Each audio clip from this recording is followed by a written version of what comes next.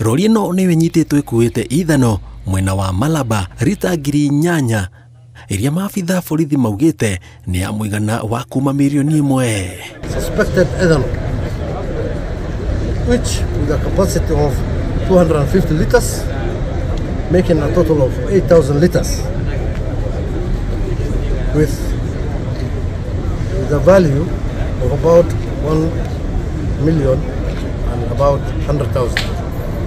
But the cumulative taxes are supposed to be 13 million for that consignment. Mafufa maya marahumbĩkĩtwo na makonia marakuĩte ngano nĩguo gũtikamenyeke kĩrĩa kuĩte.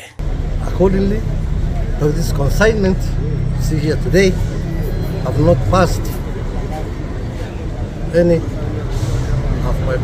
procedures and have come through the porous border.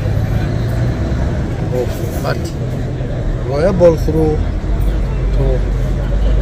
the cooperation of the public to get information and we were able to seize this. Kuringana na komanda wa borithi mwena ũyũ, ikĩnyitwo irageragia ũrĩa igwĩthema maabitha a borithi. Good.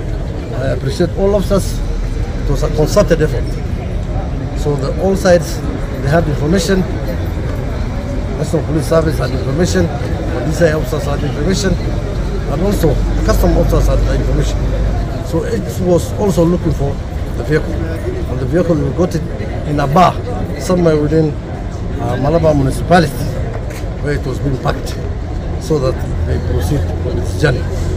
So it was trying to see where the road is clear for them.